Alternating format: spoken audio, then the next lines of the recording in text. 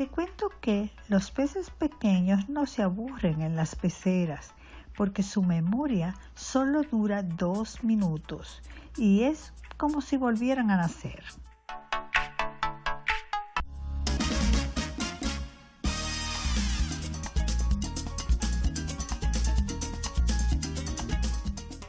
Ya estamos de regreso con ustedes, aquí estamos muy bien acompañados a la licenciada Ana Roselia Romero, que es psicóloga clínica. Hoy vamos a hablar, porque ella está bien inmersa en lo que es los estudios, porque eso es lo que ella hace, tratar a esos niños pequeñitos que están en la escuela. Y con ella vamos a hablar sobre esta etapa que va a iniciar ahora de la educación, que va a ser virtual. ¿Qué tal afectaría a los niños más pequeños que quizás ahora que se están acostumbrando a compartir, a, socializar con otros niños y de repente ¡prap!, todo ha cortado, hay un nuevo modo de vida que ellos no están acostumbrados? Vamos a hablar con la licenciada, a ver en qué favorece a esos niños pequeñitos que aún como que no le han cogido el paso a lo que es la escuela, están aprendiendo a compartir, a los amiguitos, a independizarse de lo que es papá y mamá por un tiempito, y de repente se encuentran con esta situación. ¿Cómo influye la tecnología, licenciada, en estos niños tan pequeños? Bueno, hola Saskia y Jorge, muchísimas gracias por la invitación nuevamente, muy feliz como siempre de poder estar aquí, poder compartir con todos. Bueno, Saskia, primero comenzar por que hay que evaluar y hay que seleccionar, o sea, los padres tienen que pensar realmente qué es lo que le conviene. Si el niño se va a ver afectado o no, eso va a depender de los padres. Acuérdense que los niños son pequeños y son muy absorbentes de las emociones, de todo lo que los padres están sintiendo. Entonces, primero enfocarnos en que como papá, que a mí me conviene como papá, o si voy a trabajar, si no voy a trabajar, si le tengo paciencia a mi hijo, si puedo enseñarle a mi hijo, si me gusta, si puedo sentarme, tenerle rutinas, o sea, es evaluar el escenario que va a ser el tema del homeschooling con los padres. Entonces, una vez que digamos, bueno, sí, como papá, primero, me gusta enseñarle a mi hijo, o sea, yo puedo hacerlo en casa, y segundo, yo tengo el tiempo, tengo las posibilidades de sentarme, de entablar un horario y poder hacerlo. Bueno, pues entonces ahí sí podemos pensar en que los niños tal vez no se vean tan afectados. ¿Por qué? Porque los niños son lo que los padres son.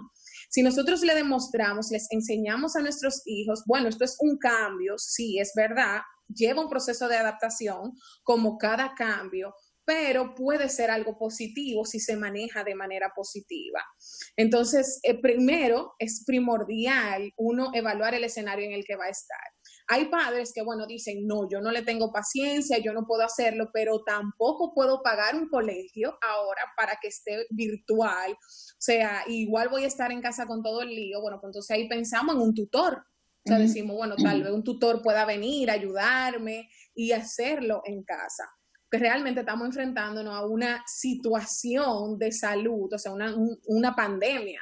Entonces, también exponer a nuestros hijos, y si tenemos un abuelito en casa o tenemos un papá que tiene alguna situación de salud delicada que no puede exponerse, bueno, pues entonces nosotros queremos que mi hijo, independientemente, posibilidades o no, haga el año escolar en casa.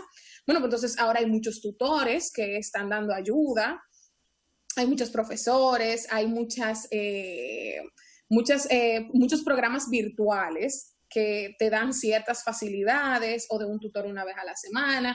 El tema es adecuar y ver cuál va a ser el escenario de la familia para cuando inicie el año escolar. Ana Roselia, es interesante lo que mencionas, de buscar las opciones, porque no todo el mundo quizás se entiende con la tecnología. Como sabes, hay papá-abuelos, que son padres que tienen hijos ya en la tercera edad o en el inicio de la tercera edad, y que muchas veces les resulta más fácil contratar los servicios de un tutor. ¿Qué opinión te merece la educación virtual versus la educación presencial vía tutor?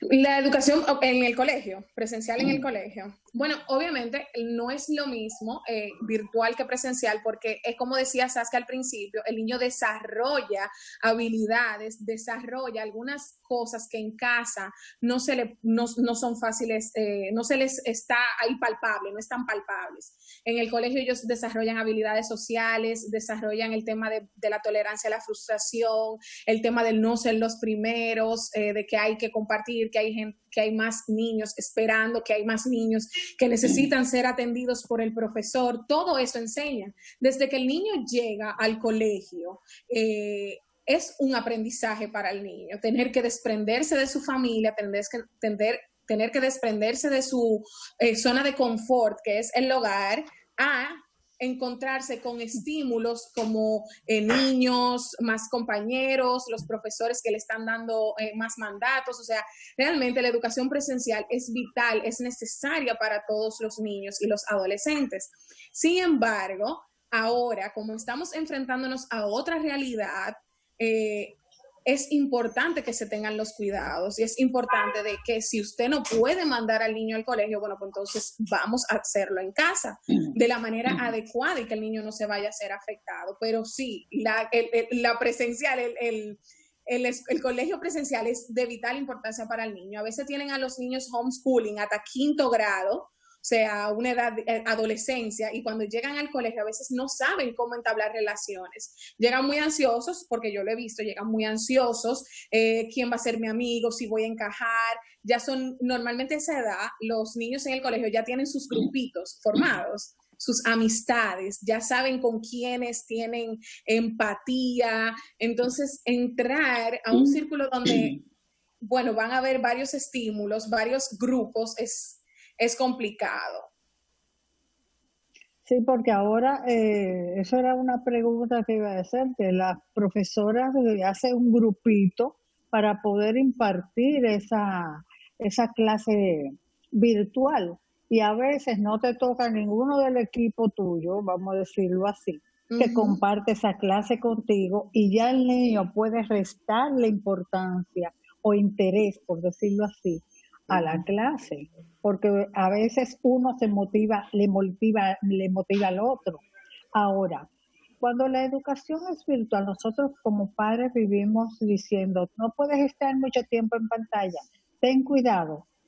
Ellos están muy entusiasmados cuando están jugando, pero yo he podido constatar en la casa como que el entusiasmo no es igual al momento de las clases virtuales. Deberían permanecer los padres, que a veces, como tú dices, no tienen paciencia del lado de los niños para que ellos se concentren en lo que van a hacer. ¿Cómo van a hacer estas clases? Porque son 6 horas o 7, no tengo mucha de clases. ¿Cómo se van a dividir? Porque hay que dar esas clases para llenar el pensum académico, claro. Y entonces, sí. Cada colegio, los colegios, por ejemplo, los colegios de aquí, del país, presenciales, están dando una plataforma virtual y entiendo, no está muy claro todavía el tema, supuestamente el ministro va a hablar el jueves y va a decir cómo va a proceder, pero hasta ahora, por lo menos lo que entiendo es que los colegios van a ofrecer la opción de tú tomarlo presencial o tomarlo virtual.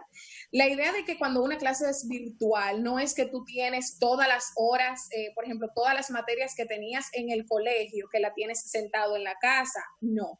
Te hacen un plan, un programa, y por ejemplo, en 2 horas, un día se da matemática, a otra hora se da language arts, a otra hora se da otra materia, y así se va dando. El miércoles las básicas, se va a dar deporte, como quien dice. Entonces te mandan proyectos también que tú tienes que trabajarlos, y no necesariamente ese día te lo den virtual, que tú tengas que ver al profesor en pantalla. Entonces, hay varias metodologías que los colegios van a utilizar para eso. En cuanto a los currículums de fuera, por ejemplo, un papá que desee comprar un currículum en internet y darlo en casa, ese horario y ese método, esa herramienta la va a hacer el padre. O sea, si quiere que el niño esté 2 horas en la computadora viendo la clase o buscando, haciendo searchings, pues entonces ahí él lo maneja, él lo deja. pero no necesariamente, o sea las horas, o sea que tenga que pasarse el día entero en la computadora. Otra cosa, Ana Roselia, nos encantaría saber qué tiempo de duración tienen las clases, una clase normal. Un ejemplo, las lenguas. ¿Son ciclos de 1:30 o ciclos de 40 minutos de hora? Más o menos, ¿cómo son los tiempos de las asignaturas? Y si hay intervalos de recreo entre ambas, o de receso más. Sí, lo correcto, o sea, lo adecuado, pero virtual, o dices presencial. En la virtual. En la virtual se maneja, como decía, por ejemplo, te ponen un día 2 horas y te dan esa materia, 2 horas, 40 minutos, dependiendo de qué se vaya a trabajar el día, porque recuerden que language arts, matemáticas, cualquier materia, tiene su tiempo y tiene también su metodología.